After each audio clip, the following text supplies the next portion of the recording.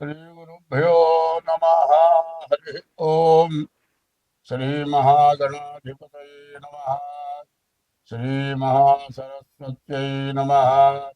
श्रीगुरुभ्यो नमः। हरि ओम।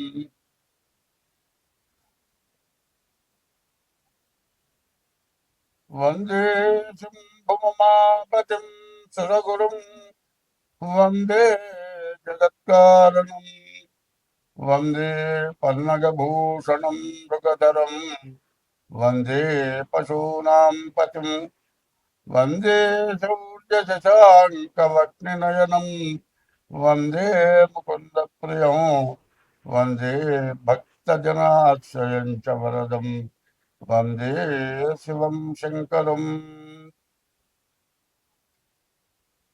అసలైన విషయం ఒకటి చెప్పుకోవాలి.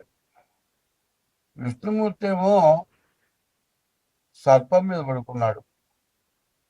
శివుడేమో సర్పాన్ని ఒక ఆభరణంగా ధరించాడు. మరి బ్రహ్మ విష్ణు మహేశ్వరులు దేవతలు వాళ్ళు సర్పాన్ని ఎంత గౌరవించారు.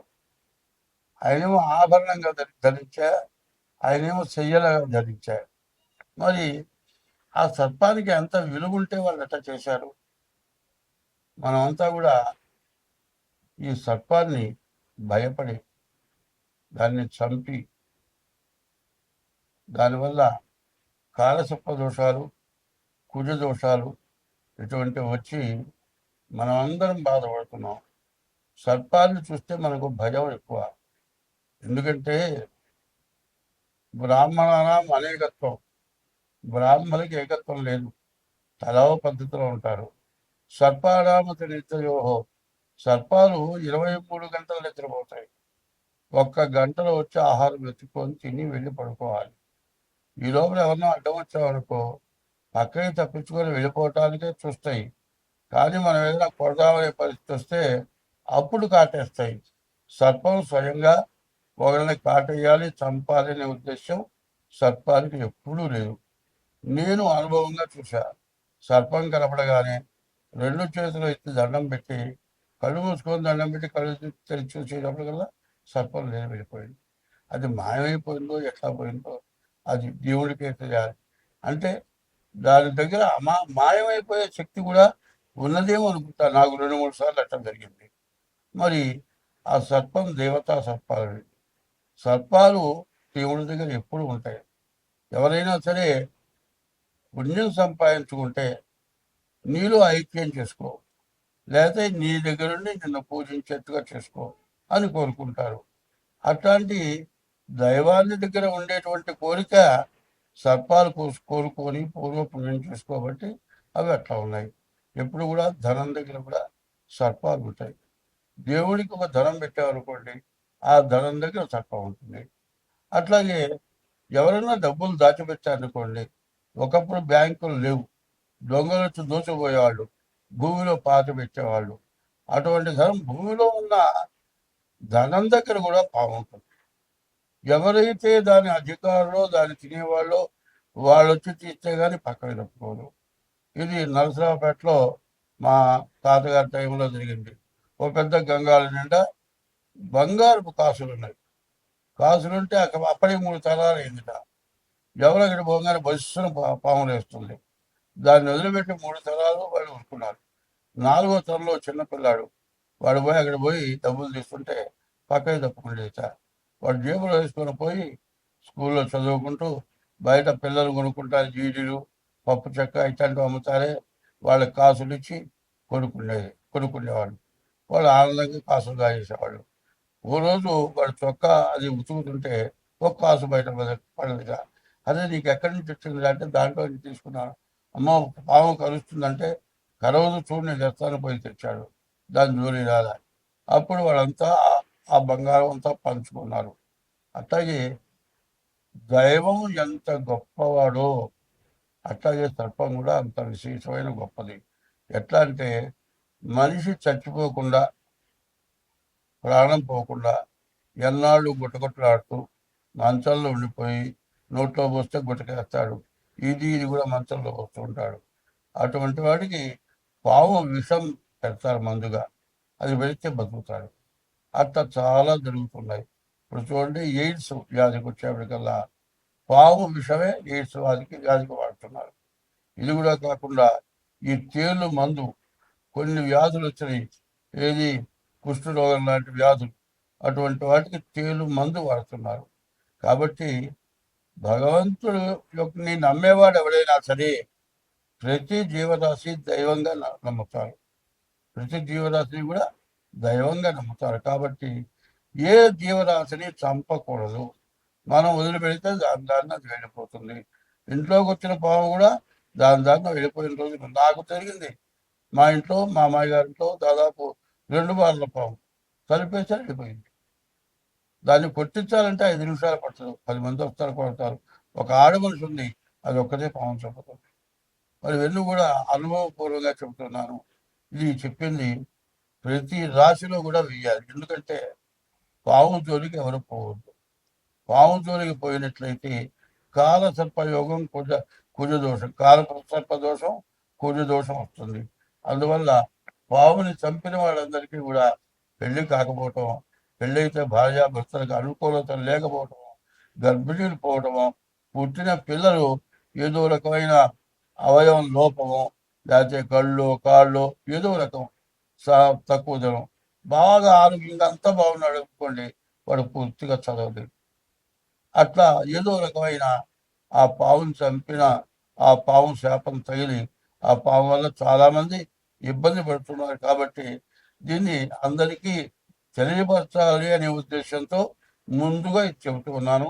ఇది ప్రతి రాశికి కూడా జత చేయమని మరి కమిటీ మీ టీవీ వాళ్ళని కోరుతూ ఉన్నా. స్వస్తి. 2026 సంవత్సరం 6వ రాశి కన్యా రాశి 2026 సంవత్సరం మే నెల కన్యా రాశి ఫలితాలు ఎట్లా ఉన్నాయో చూద్దాం. కన్యా మిథునులకి అధిపతి బుధుడు. ఈ బుధుడు అష్టమంలో బాగా ఉన్నాడు. బుధుడు అందువల్ల వ్యాపారం బాగా సాగుతుంది. శుక్రుడు 9 లక్ష్మీ స్థానంలో ఉన్నాడు. పెళ్లి కాని వాళ్ళకి తప్పనిసరిగా పెళ్ళి అవ్వటానికి బాగా అవకాశం ఉంది. పెళ్లి జరగడమే కాదు, అన్ని విధాల శుభకార్యాలు జరగటానికి బాగా అవకాశం ఉంది. కానీ ఇప్పుడు రాహువు కూడా బాగున్నాడు, డబ్బులు రావడానికి అవకాశం ఉంది. కానీ వచ్చింది ఏంటయ్యా తిప్పలు, శని సప్తమంలో ఉన్నాడు, కుజుడు సప్తమంలో ఉన్నాడు. పెళ్లి కావటం మాత్రం అవుతుంది. పెద్దవాళ్ళు చూసినా అవుతుంది, పెద్దవాళ్ళు చూడకపోయినా అవుతుంది. తనంతట తనైనా కూడా పెళ్లి చేసుకుంటాడు. కానీ ఆ తల్లి మహాతల్లి వీడి కొంప ముంచుతుంది. ఆ సప్తమంలో కుజశనులు ఉండటం, పాపగ్రహాలు ఉండటం వల్ల ఆమె మంచిది కాదు. వీడిని సర్వనాశనం చేసేది వస్తుంది. కాబట్టి పెళ్లి విషయంలో ఆడపిల్లలు చాలా తక్కువగా ఉన్నారు, మగపిల్లలు ఎక్కువగా ఉన్నారు. ఎక్కడ చూసినా ఆడపిల్లలు దొరకట్లేదు. తల్లిదండ్రులు ఏం చేస్తున్నారు, విసిగి వేసారిపోతున్నారు. ఉద్యోగం చేసే చోట నాకు పిల్ల దొరికింది, నేను పెళ్లి చేసుకుంటానంటాడు వీరు.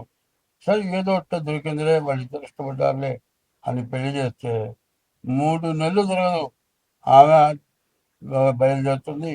పెళ్లి ఖర్చులు కట్టమంటుంది, 50 లక్షలు కట్టమంటుంది. చివరికి కోర్టుకు పోతుంది, తల్లిదండ్రులు నీరు పాలు చేస్తోంది. ఇట్లా ఎన్నో కేసులు, విపరీతమైన కేసులు కోర్టులో మూలుగుతున్నాయి. ఇప్పుడు ఏం చెబుతున్నారంటే ఆడవాళ్ళు ఎక్కువగా అధికంగా కోర్టుకు వెళ్ళటం ఎక్కువగా ఉంది. కారణం ఏంటంటే వాళ్ళు సంపాదిస్తున్నారు, వాళ్ళు బాగానే ఉన్నారు. అయితే వాళ్ళని నేనేమి అంటలేదు, నేనేదో ఆడవాళ్ళని అన్నాను అనుకోవద్దు. ఎందుకంటే రత్నాలు 9 నవరత్నాలు, 10వ రత్నం నారీ రత్నం. ఆమె దలుచుకుంటే ప్రపంచమే బాగుపడుతుంది.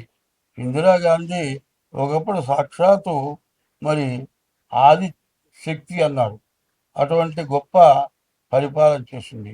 ఝాన్సీ లక్ష్మీబాయి లాంటి వాళ్ళంతా ఎంతో గొప్పవాళ్ళు. ఇప్పుడు మనకు పురాతన ధర్మం ఏంటంటే భార్యాభర్తలు సత్య ధర్మాల కట్టుబడి చక్కగా కుటుంబ పరిపాలన చేసుకుంటూ తల్లిదండ్రులకు అన్నం పెట్టుకుంటూ దేవతా పూజలు చేస్తూ వాళ్ళుంటే సన్యాసులు కూడా వాళ్ళకి దండం పెడతారు. అటువంటి గొప్ప స్థితి, దంపతుల యొక్క స్థితి మనకు అనాది స్థితి. అది మారిపోతుంది. మారిపోకూడదు. మారిపోతే వేల మందిలో ఒక్కళ్ళైనా భార్యాభర్తలు సత్య ధర్మాల కట్టుబడి కాపురం చేస్తూ ఉంటే ఈ ప్రపంచం ఇట్లా నిలబడుతుంది అని నమ్మేవాళ్ళలో నేను ఒకడిని. మా ఇవాళ రోజున మీకు ఒకటే చెబుతున్నాను, మిమ్మల్ని ఎక్కడా విమర్శించే మనస్తత్వం నాది కాదు. ఎప్పుడు కూడా పెళ్ళి అయిన తర్వాత, మంగళసూత్రం కట్టిన తర్వాత, విడాకులు తీసుకున్న తర్వాత రెండో పెళ్లి పనికిరాదు. భార్య చచ్చిపోతే భర్త రెండో పెళ్లికి అర్హుడు కాదు. మొదటిసారే మంగళసూత్రం కట్టించుకున్నా ఒకసారి. ఎన్నిసార్లు కట్టించుకునే అవకాశం లేదు. మన ధర్మం అట్లాంటిది. అది పెళ్లి కింద లెక్క కాదు. అయితే ఏవయా అట్లా చేసుకోవద్దంటావా అని అడగచ్చు. మీరు చేసుకోవద్దంటల్లా. ఏదో విపరీతమైన బాధల వల్ల విడిపోయినారు. మళ్ళీ పెళ్లి చేసుకున్నా కూడా ఆలోచించి, ఎందుకంటే మొదటి పెళ్లి వల్ల నష్టపడి బాధపడి బయటపడ్డారు. మళ్ళీ పెళ్లి చేసుకోకుండా ఉండొద్దంటల్లా. పెళ్లి చేసుకోండి. మళ్ళీ సత్య ధర్మాల కట్టుబడి ఉండండి. ఎందుకంటే విదేశాల్లో లిమిటెడ్ మ్యారేజెస్, ఇన్ని సంవత్సరాలు ఇన్ని నెలలు అని చేసుకుంటారు. తర్వాత విడిపోతారు. పిల్లల్ని ప్రపంచ దేశానికి ఒప్పుడవుతారు. ఆ దేశంలో తల్లెవరు, తండ్రెవరు, అన్నెవడు, తమ్ముడెవడో తెలియదు. మన సాంప్రదాయం అమ్మ నాన్న అన్నారు. అమ్మ నాన్న అని మనం అనుకుంటే మొదటిది అమ్మ, మొదటి అక్షరం ఆ, నాన్నలో చివరి అక్షరం నా, ఈ రెండు కలిపితే అన్న అయినారు. మన సాంప్రదాయం అమ్మ నాన్నలాగా చూసేవాడు అన్న ఒక్కడే. అది ధర్మం. ఆ ధర్మానికి కట్టుబడి మనం ఉంటే మీరు కాదు, మీ చుట్టుపక్కల అందరూ కూడా మంచిగా బతుకుతారు. కాబట్టి ఇట్లాంటి సాంప్రదాయాన్ని అందరూ కూడా అవలంబించడం, అందరూ ఇట్లా ఉండటం శ్రేయస్కరం.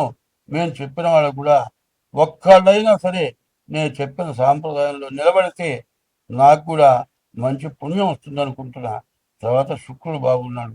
కాబట్టి వివాహం మాత్రం తొందరపాటు పనులు, తొందరపాటు వివాహం చేసుకోబాటండి. విచారించండి. కుటుంబం ఎట్లాంటిది ఏమిటి అన్ని రకాలుగా చూసుకొని వివాహం చేసుకోండి. అట్లా కాకుండా దొరికాళ్ళని తొందరపడి చేసుకొని ఆడ మనిషి కానీ మగ మనిషి కానీ చూడండి, నిన్నగాక మళ్ళా పెళ్ళాన్ని ఇంట్లో చంపేస్త, ఇంకో భార్య ఇదంతా యూట్యూబ్లో కనబడుతున్నాయి. ఇటువంటివి కాకుండా సత్సాంప్రదాయంగా మంచి కుటుంబాలతో చూసుకొని వివాహం చేసుకొని అందరికీ కూడా మంచి పేరు తెచ్చి దైవ పూజ చేసి దైవాన్ని కూడా మీ యందు నిలబెట్టుకొని దైవత్వాన్ని మీరు పొందగలరు. దైవాన్ని ఎంత బాగా పూజ చేస్తారో దైవ శక్తి మీలో ఉంటుంది.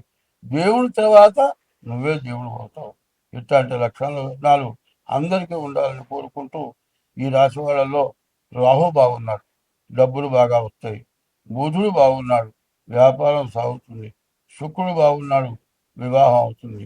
కానీ వివాహంలో మాత్రం చాలా సమస్యలు వస్తున్నాయి. కాబట్టి ఇటువంటి వాటి నుంచి మీరు బయటపడాలి. కాల సర్ప దోషం, రాహుకేతుల మధ్యలో గ్రహాలు ఉన్నాయి. సప్తమంలో కుజుడున్నాడు. వీళ్ళకి ఈ దోషం వల్ల వివాహమైన ఇబ్బందులు వస్తున్నాయి. కాబట్టి మీకు వివాహం ఎందుకు కాలేదు అనేది డేట్ ఆఫ్ బర్త్ ద్వారా కానీ హస్త సాముద్రిక ద్వారా కానీ మీ జాతకం చూపించుకోండి. మీ జాతకం చూపించుకొని మరి వివాహాలు శుభకార్యాలు చేసుకోండి. స్వస్తి.